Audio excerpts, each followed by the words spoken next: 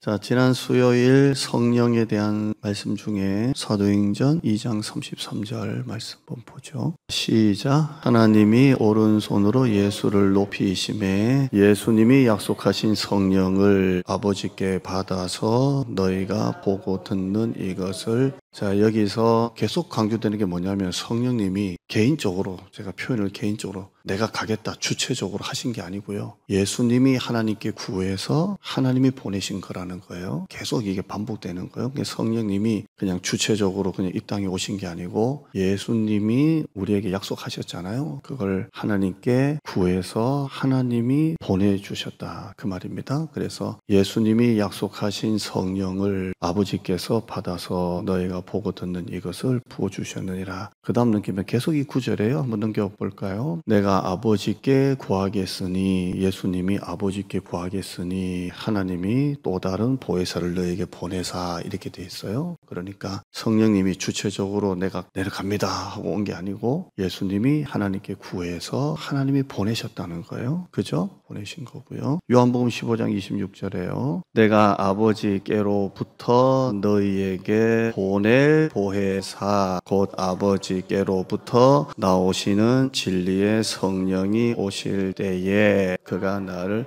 아버지께로부터 너에게 보낼 보혜사, 이렇게 돼 있어요. 그러니까 성령님을 보내신 분은 누구세요? 하나님이 보내셨다는 거예요. 요한복음 16장 7절에요. 그러나 내가 너에게 실상을 말하노니 내가 떠나가는 것이 너에게 유익이라. 내가 떠나가지 아니하면 보혜사가 너에게로 오시지 아니할 것이요 내가 가면 내가 그를, 성령이죠, 성령을 너에게로 보낼 것이다. 그러니까 성령님이 단독으로 오신 게 아니라는 거예요. 단독으로 오신 게 아니고요, 예수님이 하나님께 구해서 하나님이 보내신 거예요. 그래서 하나님이 우리를 구원하시기 위해서 보내신 게 두 가지가 있다 그랬죠. 첫 번째는 예수님을 성육신하셔서 이 땅에 보내셨고, 그 다음에는 예수님이 승천하시고 난 다음에 또 다른 보혜사 성령님을 우리에게 보내셨고, 예수님이 두 분을 보내신 거예요. 예수님을 보내사 우리 죄를 다 속하고요, 그리고 그 예수님을 믿게 하고, 그리고 우리를 성화케 하기 위해서 성령님을 보내신 거예요. 그렇죠? 그래서 하나님이 보내신 거예요. 예수님을 보내신 것은 우리를 구원시키려고,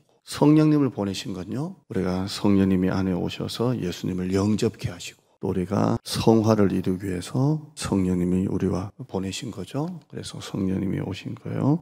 성령님이 이제 오신 이유는 첫째는 구원과 성화예요. 우리가 예수를 영접한 것은 우리가 믿어서가 아니라 성령님께서 우리 마음을 영접케 하신 거죠. 아멘. 내가 믿은 거예요? 성령님이 믿게 하신 거예요. 믿게 하신 거예요. 그러니까 알이 먼저냐 닭이 먼저냐 이 개념인데, 내가 믿어서 성령님이 오신 거냐, 성령님이 오셔서 내가 예수를 믿은 거냐, 이 차이잖아요. 그러면 진짜 이건 순서 차이가 의미가 없지만, 진짜 순서로 들어가면 뭐가 먼저예요? 내가 믿어서 성령님이 오신 거예요. 성령님이 오셔서 내가 믿게 된 거예요. 성령님이 오셔서 믿게 하신 거예요. 그러니까 알이냐 닭이냐 이거 뭐 순서 차이는 없지만, 진짜 신학적으로 들어가면 내가 예수님을 영접한 것은 내 의지나 이성이나 지성이 아니라 성령님이 예수를 영접케 하신 거예요. 맞죠? 그러니까 성령님이 이 땅에 오신 이유는 나를 구원케 하시고요, 두 번째 성화에 나를 견인하시고요, 세 번째는 나와 영원히, 내 속에 영원히 함께 하시는 거예요. 아멘. 그래서 지난번 설교가 뭐였어요? 고아처럼 살지 말자 였습니다. 예수님은 올라가시고 또 다른 보혜사 성령님을 보내셨고, 이 보혜사 성령님은 우리 속에 계시고 영원히 계셔서 내가 예수님을 영접하는 순간부터 해서 육신이 죽어 천국 갈 때까지 성령님이 내 속에 영원히 너희와 함께 하신다 그랬잖아요. 그래서 우리 고아처럼 살지 말자. 염려는 부모가 하는 것이지 자녀가 염려하는 게 아닙니다. 그건 다 하나님이 하시는 거잖아요. 그러니까 여러분들이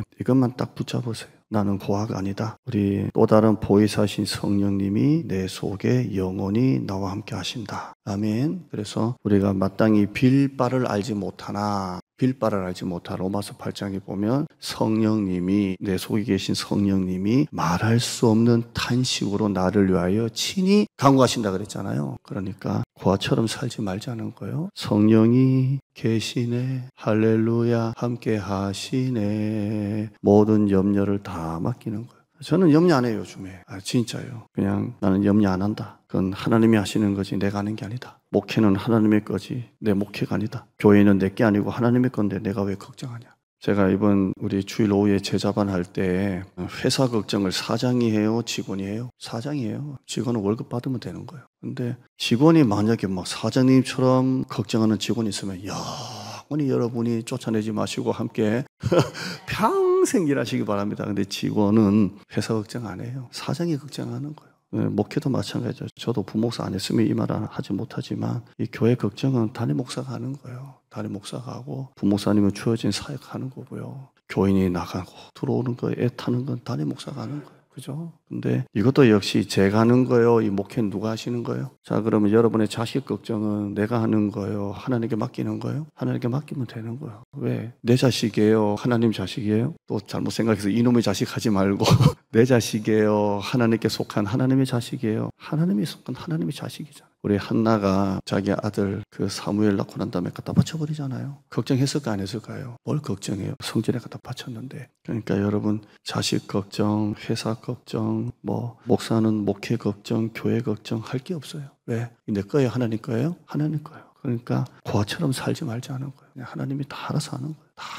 다 하는 거예요. 그냥 염려하지 마요. 또 염려하고 있죠? 걱정하고 하지 마요. 다 하나님께 맡겨요. 그래서 저도 염려가 자꾸 올 때 있잖아요. 염려는 하나님의 것입니다. 전쟁은 너에게 속한 것이 아니고 나에게 속한 것인지. 하나님, 이건 하나님의 문제입니다. 하나님의 회사입니다. 하나님의 교회입니다. 하나님의 송부입니다. 이렇게 하면요, 걱정이 안 돼요. 걱정할 거 없고. 한번 따라합시다. 염려는 부모가 하지 자식이 하는 게 아니다. 그러니까 하나님께 다 맡겨요. 다 맡기고 안절부절할 것도 없고요. 다 맡기시기를 바랍니다. 이게 지난번에 했던 설교입니다. 정리를 하면 성령님은 단독적으로 오신 게 아니고 예수님이 하나님께 구해서 하나님이 보내신 거고요. 하나님이 우리를 구원하시기 위해서 성육신하신 예수님을 첫 번째 보내셨고, 이번에는 또 다른 보혜사 성령님을 예수님 올라가시고 보내셨고요. 성령님을 보내주신 것은 첫째, 예수님이 십자가에 이루어놓으신 구원을 우리가 영접케 하고, 그리고 성화케 하고, 영원히 우리와 함께 하시기 위해서 우리 속에 계시니까요. 예수님 올라가셨잖아요.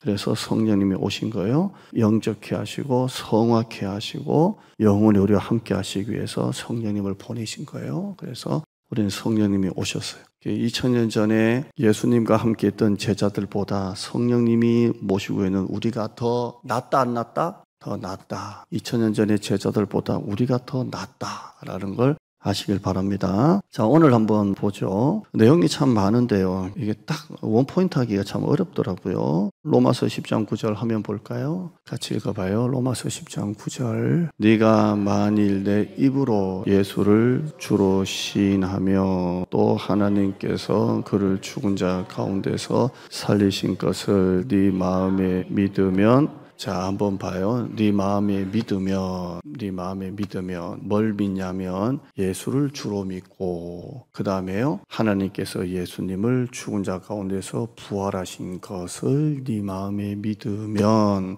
구원을 받으리라, 이렇게 돼 있어요. 뭘 믿어요? 예수님이 나의 주라는 걸 입으로 시인할 정도로 믿는 거. 그 다음에 두 번째는요, 예수님이 죽은 자 가운데서 살아나신 거. 하나님께서 살리셨다 했으니까 예수님이 부활하신 것, 이 두 가지를 네 마음에 믿으면 뭐라고요? 구원을 받으리라. 여러분 구원 받았어요? 안 받았어요? 그럼 뭘 믿는 거? 요것만 보면요, 첫째, 예수가 나의 주가 되시고, 두 번째는요, 예수님이 부활하셨다라는 것을 믿으면 구원을 받으리라. 이 중에 한 가지만 믿어도 구원 받아요? 못 받아요? 못 받아요. 예수님이 부활하신 것도 다 믿어야 부활을 받는 거예요. 네 마음에 믿으면 구원을 받으리라. 이제 10절 봐요. 10절 시작. 사람이 마음으로 믿어 의에 이르고 입으로 시인하여 구원에 이르느니라 돼 있어요. 자, 이것을 마음으로 믿어서 의에 이르고, 이 믿은 것을 어떻게 하라고요? 입으로 시인해서 그 다음에요, 구원에 이른다, 이렇게 되어 있습니다. 이게 신앙 고백이에요. 마음으로 믿고, 뭘 믿어요? 예수가 주라는 거, 그 다음에 부활하신 것을 마음으로 믿고, 그 다음에 입으로 시인하고, 그러면 구원을 얻는다, 이렇게 말합니다. 이게 신앙 고백입니다. 마음으로 믿는 걸 고백하는 거예요. 입으로 시인하는 거예요. 그러면 구원을 받는다는 거예요. 그래서 우리가 입으로 시인한다는 게 굉장히 중요한 거예요. 마음으로 믿은 것을 입으로 시인하는 거예요. 근데 어떤 목사님이 이걸 어떻게 해석을 하냐면요, 마음으로 믿는 것은 반드시 입으로 시인하게 되어 있다, 이렇게 해석을 했어요. 그러니까 내가 마음으로 믿잖아요. 마음으로 믿으면 당연히 뭐로 나온다고요? 입으로 시인할 수밖에 없대요. 좋은 나무가 열매를 맺듯이 마음으로 믿으면 입으로 시인한다는 거예요. 여러분들이 지금 다 예수를 믿게 된 것은 마음으로 믿은 것을 어떻게 한 거예요? 입으로 시인한 거예요. 근데 이렇게 마음으로 믿고 입으로 시인한 게 하신 분이 누구세요? 성령님이셔야 하는 거예요. 성령님이 우리가 마음으로 믿고 입으로 시인케 하셨다는 겁니다. 할렐루야. 요한복음 14장 17절에서 세상은 능히 성령을 받지 못했다, 이렇게 말씀해요. 한번 따라할까요? 세상은 능히 성령을 받지 못했다. 그래서 예수님이 뭐라고 말씀하시냐면, 그래서 세상은 성령을 보지도 못하고 알지도 못한다, 이렇게 돼 있어요. 성령을 안 받으니까 성령을 알지도 못하고 보지도 못한다, 이렇게 되어 있습니다. 세상은 성령을 볼 수도 없고 세상은 성령을 알 수도 없어요. 왜냐하면 성령을 받지 못했기 때문에. 그런데 예수님께서는 그 이어서 하신 말씀을 보면 너희는 아느니라, 이렇게 되어 있어요. 그러면 제자들은 성령을 받았다는가 안 받았다는가요? 세상은 성령을 받지 아니하는 거로 볼 수도 없고 알 수도 없지만 너희는 아나니, 이 말은 제자들은 성령을 받았다는 거예요. 그래서 예수님은 성령 안 받은 세상과 성령 받은 제자를 분리시켰어요.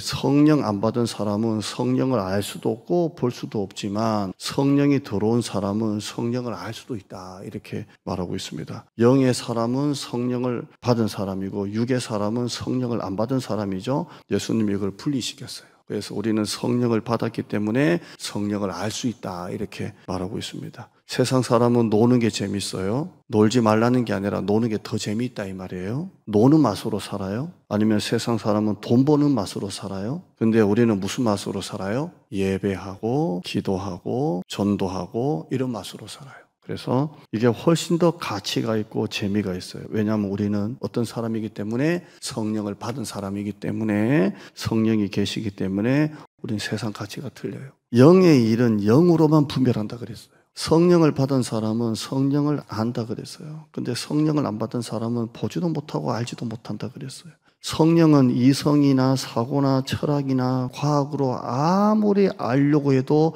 알 수가 없어요. 근데 우리도 역시 성령님이 영이시기 때문에 본 적도 없고 만진 적도 없지만 우리는 성령님을 뭐라고 고백해요? 성령을 믿사오니, 이렇게 고백해요. 이것은 우리 안에 성령님이 계시기 때문에 그래요. 성령은 우리 믿는 자들 안에 계셔서 성령님을 믿사오니라고 고백해 하시는 거예요. 여러분이 사도신경 읽으면서 전능하사 천지를 만드신 하나님 아버지를 믿사오며 그 외아들, 이렇게 하잖아요. 근데 저 뒤에 가면 뭐가 나와요? 성령을 믿사오며 쭉히 또 나오잖아요. 이거 여러분 아무렇지도 않게 막 하잖아요. 근데 이게 아무렇지도 않게 하는 게 아니고 우리 속에 뭐가 계시기 때문에 이 고백해 하시는 거예요. 성령께서 우리 안에 계시기 때문에 예수를 주로 시인하고 주로 믿고 입으로 시인케 하는 거예요. 그러니까 성령이 아니고서는 사도신경을 할 수가 없어요. 마태복음 16장에 보면 베드로가 주는 그리스도시요 살아계신 하나님의 아들입니다 라고 할 때 이를 네게 알게 한 이는, 이랬어요. 스스로 아는 게 아니라는 거예요. 성령은 우리가 이런 고백을 할 수 있도록 도와주십니다. 우리가 이런 신앙 고백이 가능케 한 것은 성령께서 우리 마음속에 계셔서 입으로 시인케 하시는 거예요. 아멘. 그래서 여러분들이 내가 입으로 하나님 아버지라고 부르며 사도신경을 아무렇지도 않게 암송하며 기도할 때 하나님을 향해서 아버지라고 할 수 있는 것은 내 속에 뭐가 계시기 때문에요? 성령이 계시기 때문에요. 그래, 2000년 전에 제자들보다 지금이 더 좋다 안 좋다? 좋다는 거예요. 왜냐하면 예수님이 이 집에 계시면 이 집에 안 계세요. 근데 성령님 우리 속에 계시기 때문에 내가 어디 가든지 성령님이 함께 하세요. 여러분이 오늘 예배 끝나고 이제 뭐 이렇게 인도권에서 또 갈아타고 저까지 가고 또 갈아타고 저까지 가고 운전해서 저까지 가잖아요.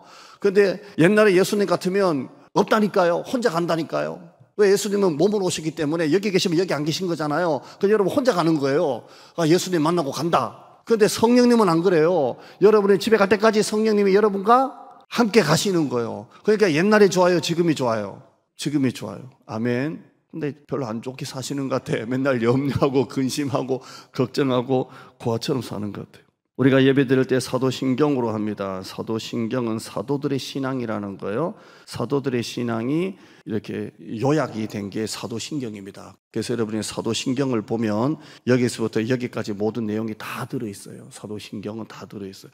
근데 사도신경은 성경에 나와요, 안 나와요? 안 나와요. 그냥 이것은 수많은 회의와 회의를 거쳐서 우리가 믿는 신앙을 고백해 하는 조항이에요.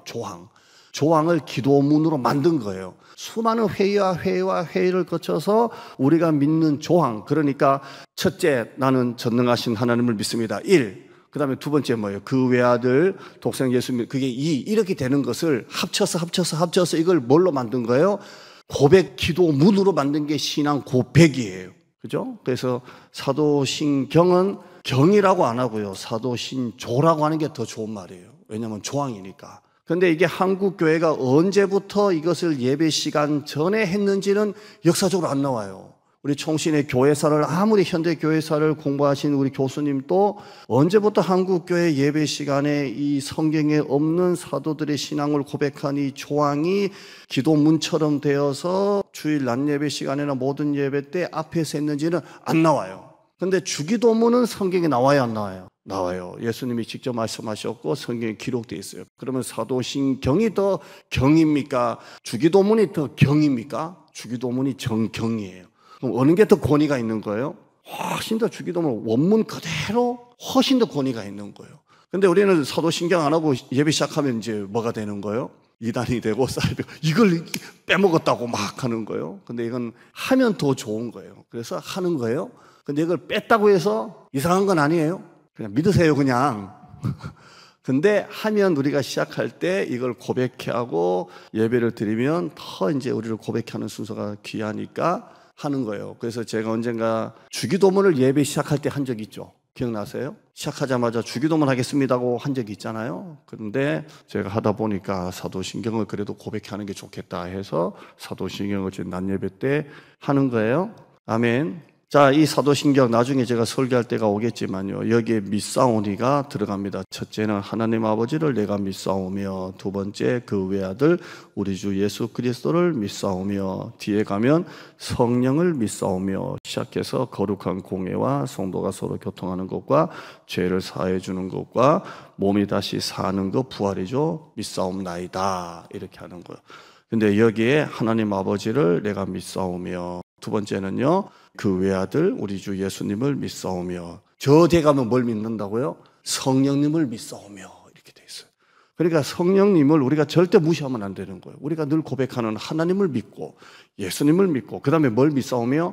성령님을 믿사오며, 내 안에 계신 이 성령님을 믿사오며 이렇게 돼 있어요. 그러니까 성령님은 실체나 물질이 아니고 성령님은 영이십니다. 하나님의 영이신 성령님은 볼 수가 없어요. 우리 속에 계시지만 수술한다고 우리가 이렇게 개복을 해도 성령님은 영이시기 때문에 안 보이세요. 그러나 예수를 영접케 할 때 성령님이 우리 속에 오신 거예요. 성령님은 실체가 아니고 물질이 아니에요. 영이시기 때문에 볼 수가 없어요. 요한복음 3장 5절에 보면 예수께서 대답하시되 진실로 진실로 내게 이르노니 사람이 물과 성령으로 나지 아니하면 하나님의 나라에 들어갈 수 없느니라. 3장 6절에 육으로 난 것은 육이요 영으로 난 것은 영이니. 3장 8절에요. 시작. 바람이 임의로 불매에 네가 그 소리는 들어도 어디서 와서 어디로 가는지 알지 못하나니 성령으로 난 사람도 다 그러니라. 바람의 실체를 알 수 있어 없어요? 없어요. 바람을 누가 봐요? 바람은 안 보이는 거예요. 그런데 예수님께서 하시는 말씀이 그 소리는 들어도 어디서 와서 어디로 갔는지 알 수 없다 이렇게 돼 있어요. 그럼 바람은 뭘로 알 수 있는 거예요? 소리로 안다는 거예요. 그럼 날아가는 걸 보고 알 수 있다는 거예요. 그러면서 예수님께서 성령으로 난 사람도 그러하다 이렇게 돼 있어요. 왜냐하면 바람을 볼 수 없지만 바람 소리나 바람 그걸 통해서 바람이라는 것을 알듯이 성령의 사람도 성령은 볼 수 없지만 성령의 열매와 신앙 고백을 통해서 성령님이 계시다는 걸 알 수 있다는 거예요. 아멘. 그러니까 저 사람이 성령님이 계시냐 안 계시냐는 거 볼 수 있어요 없어요? 없어요. 근데 뭘로 알 수 있다고요? 신앙 고백과 성령의 열매가 맺히는 걸 보면서 그 사람이 성령의 사람이라는 것을 알 수 있다는 거, 이렇게 말씀하고 있는 거예요. 그러니까 여러분과 제가 신앙 고백을 입으로 하고 있고 삶 속에 성령의 열매가 맺히고 있다면 성령님이 함께 하신다는 거예요. 아멘. 자, 성령님은 어떤 분이신가요? 모르고 믿는 것은 맹신이고요, 모르고 열정적으로 믿는 것은 광신이에요. 자, 모르고 믿는 것은 뭐라고요? 맹신이에요. 그냥 모르고 그냥 무작정 믿는 것은 맹신이고요. 근데 그걸 또 뜨겁게 믿어요. 그럼 뭐가 돼요? 맹신이 광신이 돼요. 그러니까 막 기도원 쫓아다니고 막 불받으러 다니는 사람은 잘 모르니까 자꾸 그 현상을 따라요. 그래서 맹신이 광신이 되는 거예요. 이단이 다 그래 빠지는. 그러니까 우리는 자꾸 이제 성령님을 공부하는 거예요. 고린도서 2장 12절 오늘 본문 말씀 한번 읽어봐요. 2장 12절 말씀 시작. 우리가 세상의 영을 오직 하나님으로부터 온 영. 자, 이것도 성령이 단독적으로 오신 게 아니라 그랬죠?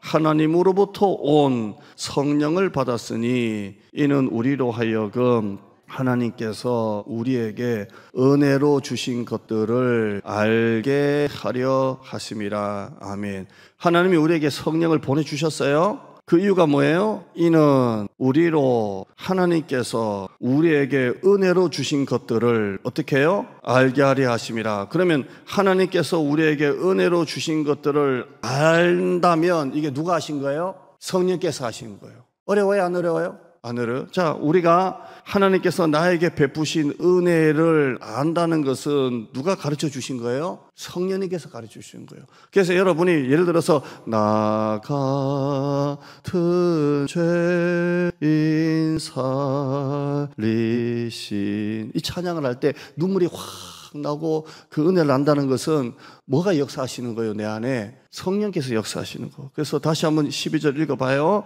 우리가 세상의 영을 받지 아니하고 오직 하나님으로부터 온 영을 받았으니 이는 우리로 하여금 하나님께서 우리에게 은혜로 주신 것들을 알게 하려 하심이라. 아멘. 그래서 하나님이 나에게 은혜로 주신 것을 자꾸 알면 알수록 믿음이 생기는 거예요. 자, 하나님이 나에게 은혜로 주신 것들을 누구를 통해 알게 되는 거예요? 성령을 통해서 하나님이 나에게 은혜로 주신 것들을 알면 알수록 뭐가 생긴다고요? 믿음이 생기는 거예요. 그러니까 믿음은 막연히 그냥 맹신이나 광신이 아니라 하나님이 나에게 은혜로 주신 것들을 성령을 통해서 알게 될 때 뭐가 생기는 거예요? 믿음이 생기는 거예요. 아멘. 그러니까 우리는 광신이나 맹신이 아니에요. 하나님께서 우리에게 은혜로 주신 것들을 알기 위해서는 하나님으로부터 오신 성령을 통해서 알 수 있는 거예요. 2장 14절 읽어봐요. 14절에요. 시작. 육에 속한 사람은 하나님의 성령의 일들을 받지 아니하나니 이는 그것들이 어리석게 보임이요 또 그는 그것들을 알 수도 없나니 그러한 일은 영적으로 분별되기 때문이라. 아멘. 육에 속한 사람은 하나님의 성령의 일들을 받지 않았기 때문에 성령께서 하시는 일들이 그들에게는 어떻게 보이는 거예요? 어리석게 보임이요 이렇게 되어 있어요. 그러니까 영적으로 분별 안 되는 거예요. 그러니까 우리가 지금 이렇게 하나님 앞에 예배 드리고 기도하는 게 육에 속한 사람은 이 모든 게 지금 어떻게 보이는 거예요? 어리석어 보이는 거예요. 퇴근하고 집에 가서 쉬지 무슨 교회 예배 드리러 가? 금요일날 집에서 쉬지 뭐한다 금요일날 기도하러 가? 그들은 어떻게 보이는 거예요? 어리석게 보여요. 그런데 우리는 성령을 받았기 때문에 이 모든 것들이 너무 가치가 있는 거예요. 하나님께서 내게 주신 은혜로 주신 것들을 알면 알수록 믿음이 생기는 거예요. 그래서 기도할 수밖에 없고 하나님 앞에 매달릴 수밖에 없는 거예요. 왜? 하나님이 우리 가정에 베푸신 나에게 은혜로 주신 것들이 너무너무 많기 때문에 그 하나하나가 쌓여서 뭐가 되는 거예요? 믿음이 생기는 거예요. 그걸 우리 가르쳐서 믿음이라고 하는 거예요. 그냥 어디 기도원에 가가지고 불 받았다고 믿음이 생기는 게 아니에요.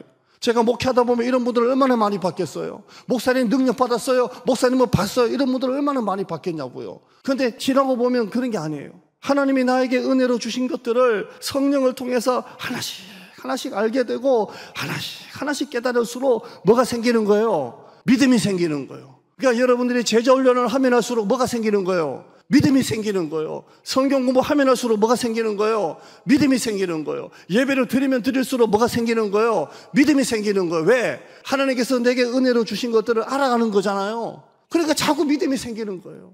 나는 여러분들이 그런 믿음이 생기기를 바랍니다. 어디서 불 받아가지고 막 하지 말고요. 저도 신학교 가서 한 6개월 동안 불 받으려고 막 돌아다녔던 사람이에요. 텐트 들고 이 기도 저 기도 다니면서 불 받고 은사 받고 그때 방언 열리고 다 했던 사람이에요. 불 받으니까요 진짜 불구덩이 내 앞에 있는 것 같고요. 모든 세상이 내 손에 다 들어온 것 같고요. 저도 그랬던 사람이에요. 근데 신앙생활 해보면 그건 하나님께서 진짜 초자연적으로 부어주시는 건데요. 진짜 믿음이 뭐냐면 하나님께서 내게 주신 은혜를 성령을 통해서 하나씩 알아갈 때 그 하나씩 알아가는 것들이 다 뭐가 된다고요? 믿음이 되는 거예요. 그래서 저와 여러분이 이렇게 믿음 생활하고 있는 거예요. 하나님이 내게 주신 것들이 너무 가치가 있다는 걸 알기 때문에 그래요. 할렐루야. 사도행전에는 방언이 나와요. 능력이 나와요. 이적이 나와요. 이걸 현상만 믿으면 맹신이 되고 광신이 돼요. 방언이나 이적은 성령이 나타나시는 현상이지 성령의 본질이 아니잖아요. 성령이 나타나실 때 방언이 열리고 성령이 나타나실 때 기적이 나타나는 거지 그 기적 자체가 성령님은 아니잖아요. 아멘. 성령님은 하나님의 영이시고 성령이 내 안에서 나타나실 때에 방언이 나타나기도 하고 기적이 나타나는 거지 방언이나 기적이 성령님은 아니잖아요. 그래서 우리는 하나님께서 내게 은혜로 주신 것을 알아가면 알아갈수록 믿음이 생기는 것입니다. 성령님은 인격이신 하나님이십니다. 성령님은 어떤 불이나 방언이나 능력이나 기적이 아니라 인격이신 하나님이십니다. 요한복음 14장 16절 17절 한번 읽어보죠. 시작. 내가 아버지께 구하겠으니 그가 또 다른 보혜사를 너에게 주사 영원토록 너희와 함께 있게 하리니 17절에요. 그는 진리의 영이라 세상은 능히 그를 받지 못하나니 이는 그를 보지도 못하고 알지도 못함이라. 그러나 너희는 그를 아나니 그는 너희와 함께 거하심이요 또 너희 속에 계시겠습니다. 자, 여러분 읽으시면서 성령님을 예수님이 뭐라고 자꾸 말씀하세요? 무엇이라고 말해요? 그라고 말해요? 자, 예수님이 성령님을 소개하잖아요. 내가 올라가면 이제 또 다른 보혜사가 오실 것인데 그 무엇이라 그래요? 아니면 인칭 대명사를 쓰시면서 그라고 하세요? 그라고 하세요. 그럼 예수님은 성령님을 우리에게 뭐라고 소개하시는 거예요? 어떤 불이나 능력이나 기적이나 그 무엇이 아니라 그분 자체가 오시는 성령 자체가 하나님의 또 다른 인격이신 성령님이신 것을 지금 말씀하는 거예요. 아멘. 그러니까 제가 여러분에게 성령님은 누구십니까? 라고 묻습니까? 아니면 성령님은 무엇입니까? 라고 묻습니까? 성령님은 누구십니까? 라고 묻는 거예요. 여러분이 성령님에서 교재를 보면 교재 전부 다 성령님은 무엇입니까? 라고 쭉 풉니까? 아니면 성령님은 누구십니까? 라고 쭉 풉니까? 성령님은 누구십니까? 라고 푸는 거예요. 그래서 예수님은 제자들에게 내가 올라가면 또 다른 보혜사 성령이 오시는데 그 무엇이 너희 속에 그 무엇이 너희와 함께 그 무엇이 이렇게 하잖아요. 그가 이렇게 말하는 거예요. 아멘. 요한복음 14장 17절에요. 시작. 그는 진리의 영이라 세상은 능히 그를 받지 못하나니 이는 그를 보지도 못하고 알지도 못함이라. 그러나 너희는 그를 아나니 그는 너희와 함께 거하시며 또 너희 속에. 예수님께서 하신 말씀 그 무엇이라 해요? 그라 그래요. 그러니까 성령님은 어떤 방언이나 어떤 현상이나 이건 성령이 나타나시는 현상이지 성령님 자체는 인격이신 하나님이시라는 거예요. 할렐루야. 인칭되면서요. 그래서 여러분 안에 지금 성령님이 계시잖아요. 이 성령님이 능력으로 계시는 거예요? 아니면 뭐 방언 불로 계시는 거예요? 인격으로 계시는 거예요.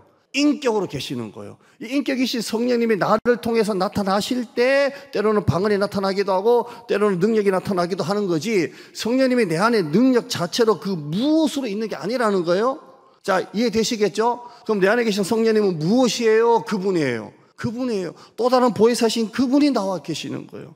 이분이 그 성령님이 요한복음 14장 26절 한번 보죠. 26절에요. 시작. 보혜사 곧 아버지께서 내 이름으로 보내실 성령 그가 너에게 모든 것을 가르치고 내가 너에게 말한 모든 것을 생각나게 하리라. 아멘. 그러니까 방언이나 불이 아니라 그분이 나를 가르치시고 그분이 내가 너에게 말한 모든 것을 생각나게 하시는 거예요. 제가 지금 설교 준비해서 올라오잖아요. 자, 성령님이 안 계시고 저 혼자 막 책 가지고 막 연구해가지고 막 해가지고 막 설교 준비했어요. 그래서 온 거를 가지고 올라왔어요. 그리고 지금 성령님이 안 계세요. 그리고 제가 제 힘으로 여러분에게 막 하고 있어 봐요. 이게 돼요? 안 돼요? 안 되는 거예요. 인격이신 성령님이 그 무엇이 아니라 그분이신 성령님이 내 속에서 모든 것을 가르치시고 내가 너에게 말한 모든 것을 생각나게 하리라. 아멘. 인격이신 성령님, 인격이신 성령님이에요. 자, 요한복음 16장 7절에요. 그러나 내가 너에게 실상을 말하노니 내가 떠나가는 것이 너에게 유익이라. 내가 떠나가지 아니하면 보혜사가 너에게로 오시지 아니할 것이요. 가면 내가 그를, 우리는 뭐예요? 그분을 이렇게 돼요. 그를 너에게로 보낼 것이요. 8절에요. 그가 와서, 다 무엇이 아니고 그죠? 그가 와서, 읽어봐요. 시작. 죄에 대해서, 의에 대해서, 심판에 대해서 세상을 책망하시리라. 아멘.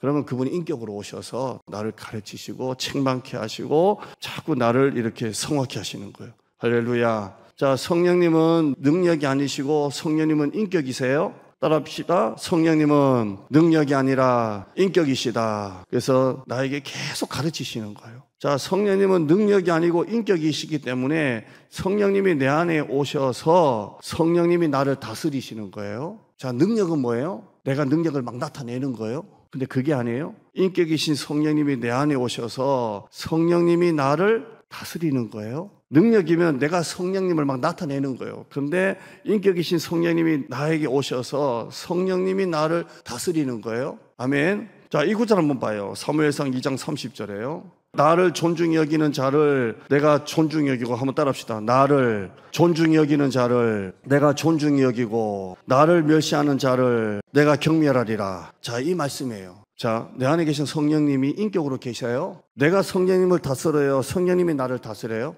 성령님이 나를 다스려요? 자, 2장 30절. 나를 존중히 여기는 자는 내가 존중히 여기고. 자, 그러면 내 안에 인격으로 오신 성령님을 내가 존중히 여기면 성령님이 어떻게 하시는 거예요? 나를 존중히 여기신다. 이렇게 돼 있어요. 자, 이게 왜 이렇게 중요하게 자꾸 하냐면요, 여러분이 인격이신 하나님의 영이신 성령, 그 무엇이 아니라 그분이신 하나님을 내 안에서 인격이신 하나님의 다스림을 받고 내가 성령님을 존중히 여기고 성령님께 인도하심을 받고 성령님께 순종하는 삶을 살면 성령님이 우리의 삶을 인도하신다는 거예요. 나는 원리가 좀 여러분에게 좀 확 좀 들어갔으면 좋겠어요. 성령님은 능력이 아니고 인격이신 분이에요. 성령님은 내 안에 계세요. 그래서 내가 성령님의 다스림을 받고 성령님을 존중히 여기고 성령님께 순종하고 성령님의 인도하심을 받으면 성령님이 나를 이끌어 가시는 거예요. 예를 들어서 여러분에게 어느 날 갑자기 기도해라 라는 감동이 온다면 누가 하신 거예요? 인격으로 오신 성령님이 내 안에서 나에게 감동하시는 거예요. 때로는 목사님이 뭔 얘기했을 때 성령님께서 이거 네가 해라 할 때 있잖아요. 이거 누가 하신 거예요? 성령께서 나에게 내 마음속에 감동을 주신 거죠. 자, 뭘 작정해라, 회개해라, 순종해라 하는 것은 누가 하신 거예요? 성령님이 내 안에서 설교를 듣든 기도를 하든 성경을 보든 내 안에서 감동을 주신 거예요. 자, 이건 인격이신 성령님이 내 안에서 나에게 하시는 거예요. 그렇다면 우리가 성령님을 인격으로 하나님의 영으로 모신 자가 성령의 인도하심을 받고 성령께 순종하는 삶을 산다면 이 말씀이 나에게 감동이 올 때 어떻게 해야 되는 거예요? 성령님께 순종하는 거예요. 이게 나를 존중히 여기는 자를 내가 존중히 여기는 거예요. 이럴 때 성령님이 내 삶을 이끌어 나가시는 거예요. 이 원리가 여러분의 삶에 있기를 바랍니다. 오늘 여러분이 예배 오늘 올라올 때도 때로는 몸이 너무 지치고 힘들고 오늘 하루 쉬고 싶은데 내 몸은 쉬고 싶은데 성령께서 그래도 예배 드리러 가야지 라고 하셔서 여러분이 그 말씀에 내 몸은 편하게 쉬고 싶지만 성령이 이끄시는 대로 주시는 말씀대로 인격이신 영으로 오신 성령님께 순종한 마음으로 올라왔다면 예배는 성령께서 하시는 거예요. 그러니까 성령님은 첫째 우리의 신앙, 참된 신앙을 고백해 하시고요. 두 번째 성령님은 인격이신 하나님이시고요. 세 번째 우리가 내 안에 계신 성령님께 성령님을 존중히 여기고 순종하면 성령님이 내 삶을 이끄시는 거예요. 저와 여러분이 이런 삶을 살기를 주님의 이름으로 축원합니다. 평소에 성령님의 음성이나 성령님의 인도하심을 느끼면서 살고 있나요? 자, 나는 평소에 내 안에 계신 하나님의 영으로 오신 이 성령님의 어떤 음성이나 성령님의 어떤 내 안에서 감동하시는 것을 느끼면서 살고 있나요? 아멘. 전혀 목사님 모르겠는데요. 아니요. 예스. 두 번째, 최근에 나는 성령님께서 어떤 감동을 주시고 순종을 주셨을 때 무시하거나 외면했던 적은 있었나요? 기도해라, 네가 해라, 작정해라, 순종해라, 회개하라 뭐 이런 거 왔을 때 아니에요. 여러분 부흥회 때 은혜 받으면 안 된다 그러잖아요. 그 다음날 자고 나면 내가 실수했다. 너무 많이 작정했다 하면 실수한다 그러잖아요. 최근에 성령님의 감동이나 인도를 무시하거나 외면했던 적은 있나요? 뭐 있었는가? 자, 이거는 yes, no? 없습니다, 목사님. 저는 다 순종했습니다. 그죠? 할렐루야. 만약에 무시했다면 그때 나는 어떤 상태였기 때문에 무시했었을까요? 너무 마음이 힘들어서, 너무 돈이 없어서, 뭐 이런 거죠. 세 번째, 내가 성령님께서 나에게 뭔가 말씀하셨을 때 내가 순종했을 때 어떤 변화가 있었나요? 어떤 열매가 있었나요? 이상하게 마음이 깊어요. 내가 작정하고 그걸 드렸는데 물질로는 내가 그만큼 내가 마이너스인데도 이상하게 마음이 기뻐요. 내가 예배 오늘 좀 쉬고 싶은데 성령께서 가라 하셔서 나왔는데 막상 드리고 나니까 내 마음에 기뻐요. 아멘. 그러니까 성령님의 인도하심에 순종했을 때 어떤 변화가 있었나요? 할 때 여러분 각자 있었겠죠? 네 번째, 만약에 현재 내 삶에서 하나님의 어떤 순종을, 성령께서 순종을 요구하시는 영역이 있다면 뭐가 있을까요? 여러분에게 뭔가 지금 하나님이 성령께서 뭔가 이렇게 지금 요구하시는 게 있나요? 없나요? 있나요? 내가 저분을 내가 꼭 전도해야 되겠다. 뭐 이런 것들 있습니다. 아니면 내가 저 사람을 진짜 이제는 용서해 줘야 되겠다. 뭐 이런 거 있지 않겠습니까? 내가 저 사람을 꼭 품어야 되겠다. 하나님께서 내 삶에서 순종을 원하시는 영역이 있다면 내가 새벽 제단을 드려야 되겠다. 있다면 어느 것인가요? 여러분 성령님께 순종하고 성령의 이끄심대로 살아가는 여러분 되기를 바랍니다.